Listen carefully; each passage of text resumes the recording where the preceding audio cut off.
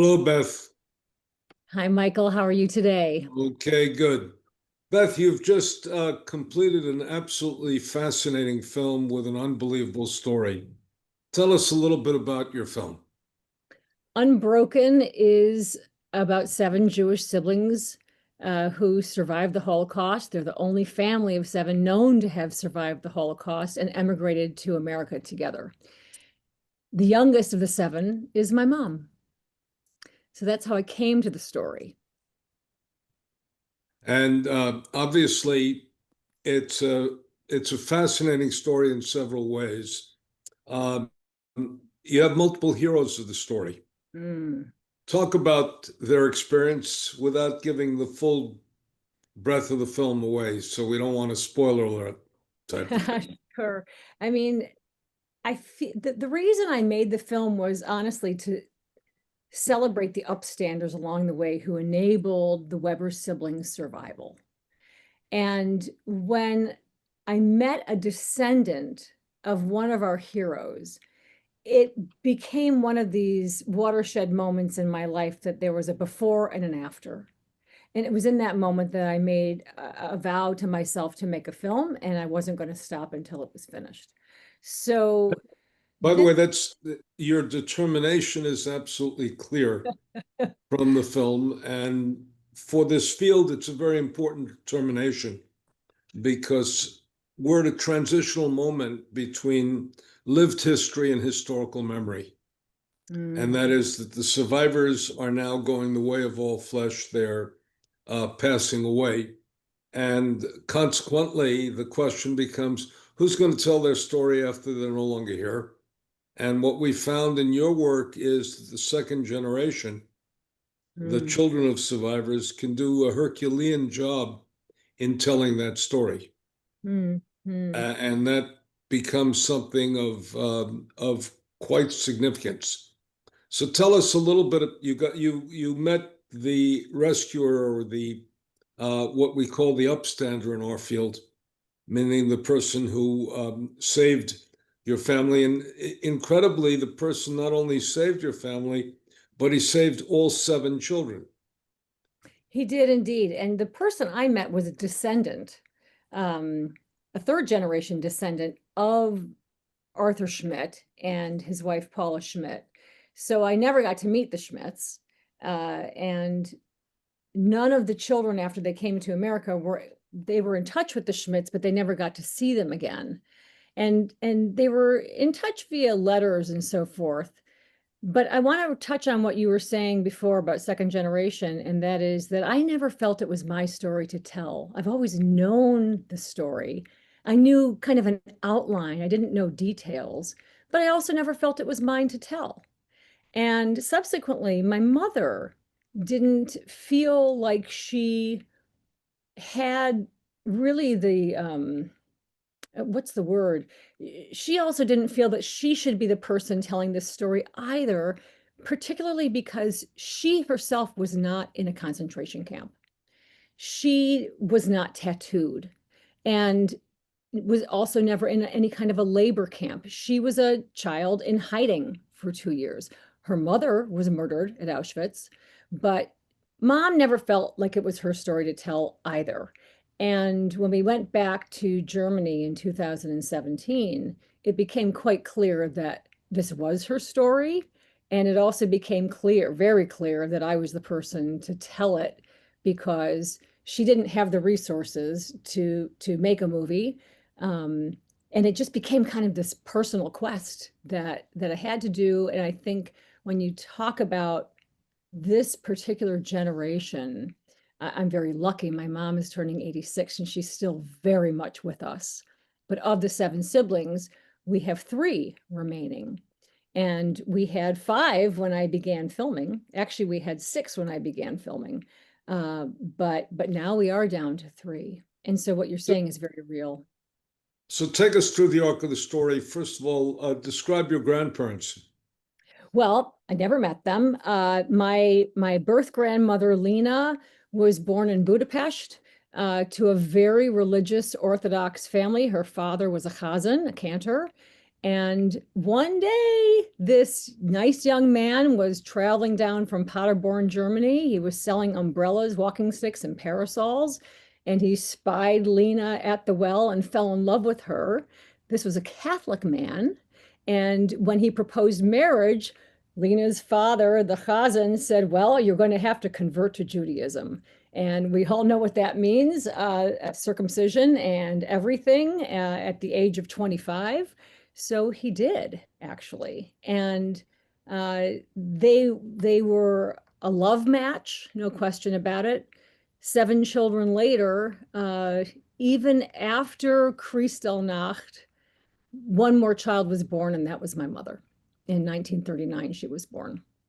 So, So, by the way, one of the other reasons your mother may not have felt that it was her story to tell is not only because she was not in the death camps or in the slave labor camps in the ghettos, but she was a child who had a child's memory of all of mhm, this with the blurriness.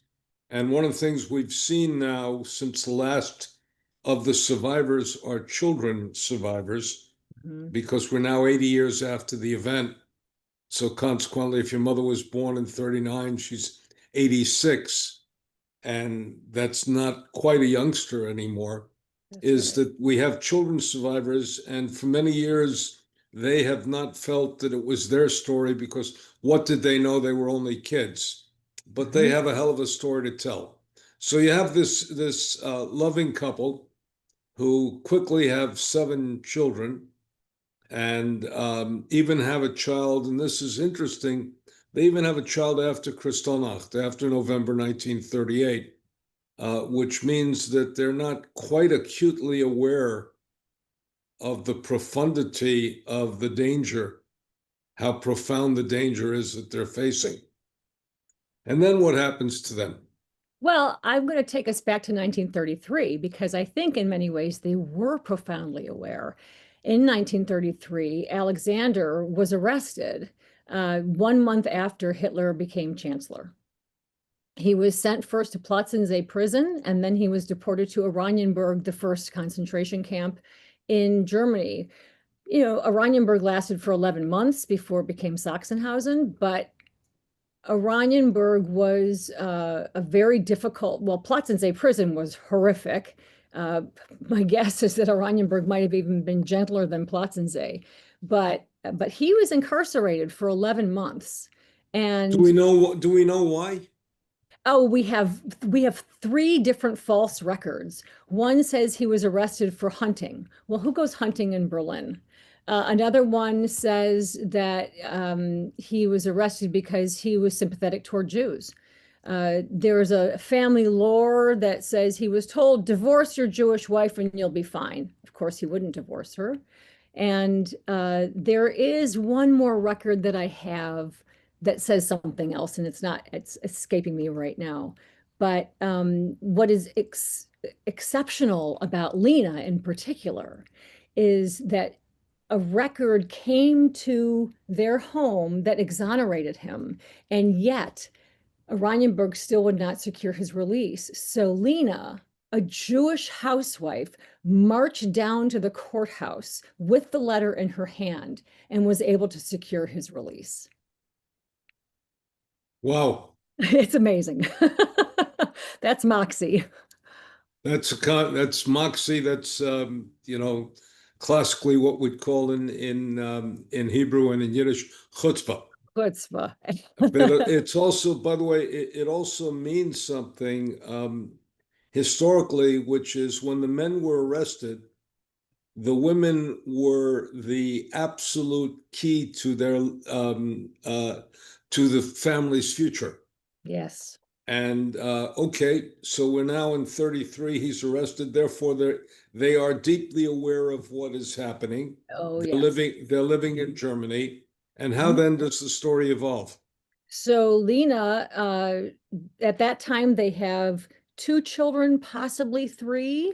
Uh, Alex, Lena has a seamstress operation. She's darning socks. She's helping mend things, hosiery, socks, things like that. And that's how she's keeping the family afloat.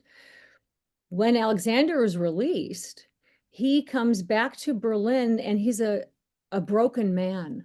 So I'm going to take back what I said about Oranienburg being easier than Plötzensee. Who knows where he was so badly beaten and persecuted, but he lost most of his teeth. He was a shell of a man when he returned, and he was also not permitted to work. He had to go to the police station every other week to check in, and he was not permitted to work. So Lena became the janitress of the apartment building in which they were living. And she is the person who kept the family afloat. They continued to have children. They had a child once every 2 years. So even after 33, they had more children. And then, as we spoke about before, even after Kristallnacht, they had my mother. Okay, bring us forward now to the story. Sure. Um, what happens after 1939? So when my mother was 3 years old, there was a knock at the door. This scene is, I believe, beautifully animated in the film. And I chose animation because I wanted it to be through the lens of children. As you shared before, these are child survivors who are now in their 80s. So how do you interview somebody in their 80s and have them really have all of us come along for the experience and the story as children? Well, to me, animation was absolutely the medium to use. And this is one of my mother's only memories because she was so young. She had very, very few memories. And in some ways, I was kind of hoping the process of making the film would jog some more of her memories. It didn't do that. It did jog sensations and feelings, but it didn't jog memories. And But it, but that's important to understand. mhm, Children experience things not in coherent stories right. that we get as an adult. Children experience things in feelings, fear, trepidation, anxiety, laughter, joy, etc. Yes, yes, absolutely. And I think making the film has given me such an extraordinary portal into who my mother is. I've always had a very, very close relationship with my mom. We've shared a lifetime of the arts together. She was a ballet dancer, ran a dance studio. I was a dancer since, I don't know, kindergarten. So we have always shared this. And one of the things that I was really exploring for myself is my mom is an exceedingly non-confrontational person. Uh, and I kind of wondered, like, where do I get my chutzpah? Where do I get my moxie? I don't even really know where. Okay, maybe my dad, he's a litigator. That's possible. But I always wondered where all this drive came from and being willing to kind of stand up for myself and stuff like that. Not that it didn't come from her, but it wasn't demonstrated that way. And not until her older years, actually. But growing up, no. It was all about the arts. So for my mom, um, really listening and hanging on to these 2 or 3 memories that she had, for me, it was the most important thing to get those experiences in the film perfectly right. And and I got some, amazing guidance from really incredible artists in Hollywood to help me manifest those scenes and make them happen. So let's go back to the story, though. Knock on the door, Mm-hmm. and Knock on the then and knock on the door, and Lena takes mom, puts her in a closet, and shuts the door and be quiet. And the next thing you know, the Gestapo or 2 men take Lena away, put her in a black car, and some way, somehow, mom had the courage and bravery to leave the closet, walk through the 1 bedroom apartment, go up to the windowsill, and saw her mother for the last time being taken away in a black car.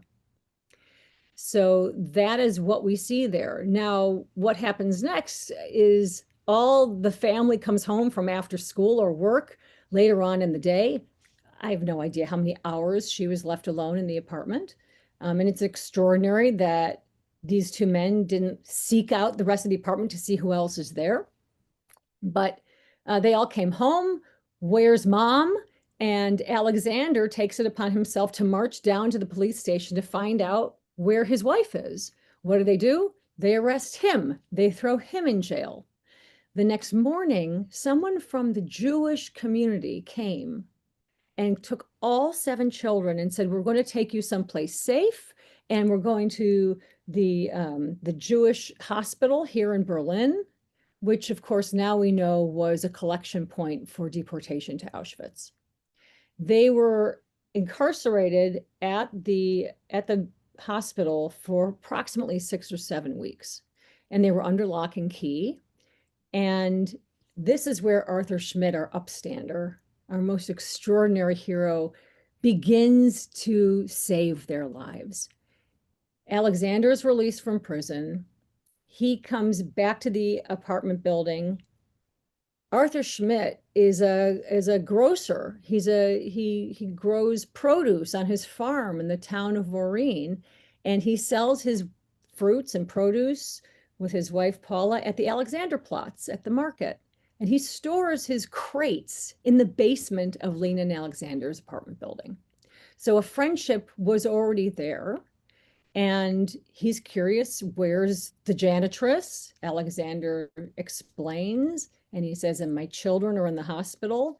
We have no idea what happened and why or how, but the story unfolds by Arthur coming to the hospital in the dead of night and all 7 children climbing into the back of his truck under a tarp, driving out to his farm.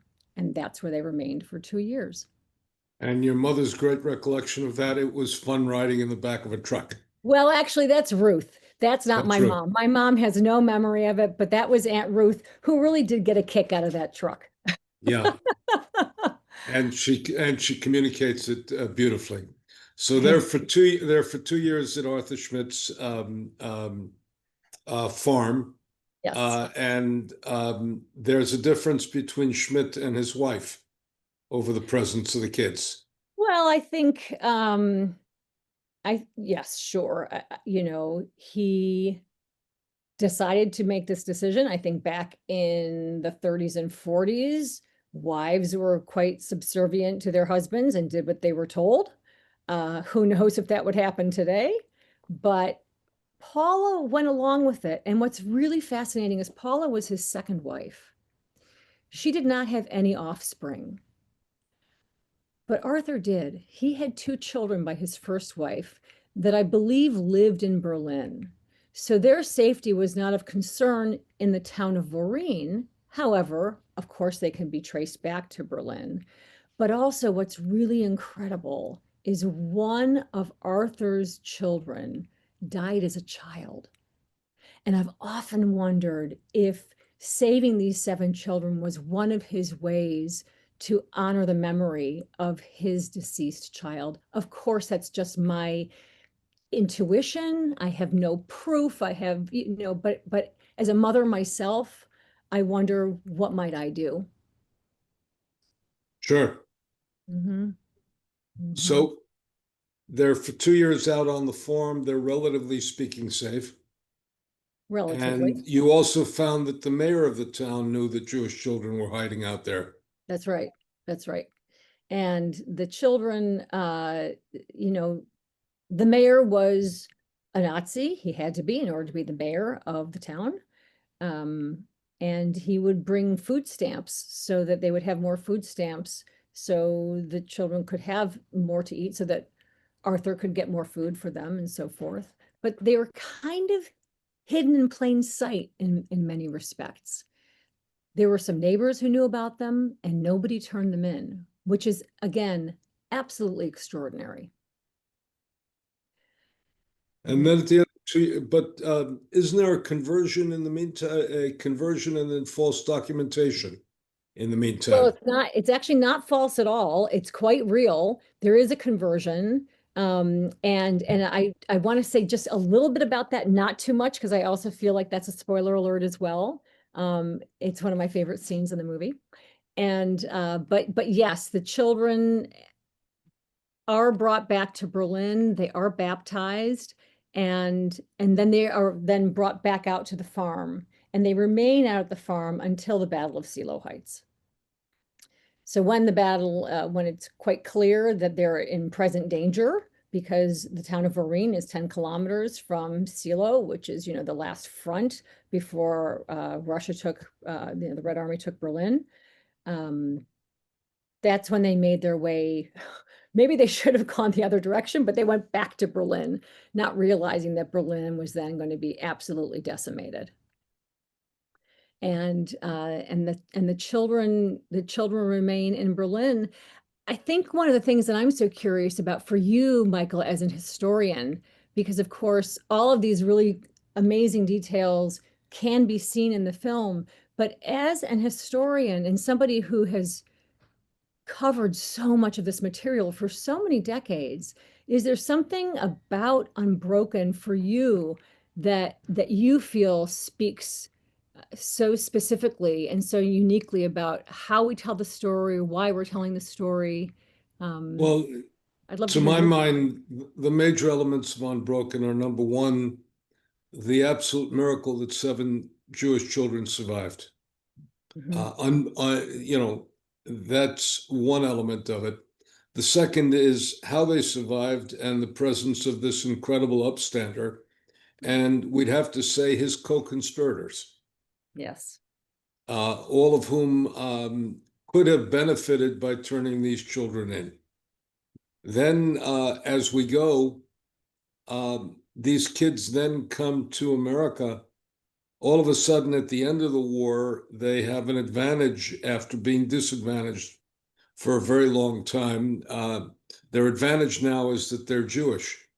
And their advantage being Jewish means they have the services that are available by the American Jewish Joint Distribution Committee. They go to a displaced persons camp. And all of a sudden, there's the option of them coming to America. And then your grandfather does something absolutely incredible at that point, which Mhm, is he puts the 7 kids on a boat, not knowing if he would or would not see them again, mhm, which is an act of generosity and graciousness, believing that they have a future that he may not live to share with them. And then the rest of the story, without a spoilers alert, is what happens to them in the United States. right, right. And I think we should leave that a little bit unsaid Yeah. because that's part of the incredible narrative and spoiler alert. But we should also say that the film is gripping, it's powerful, it's moving. And I want to give you tremendous credit for the amount of, we would say, combination of historical research and then detective work that Mhm, you did to put all the fragments together. And you've shown us what somebody can do to tell a story, and you've told one hell of a story. So I have to well, thank you, Beth.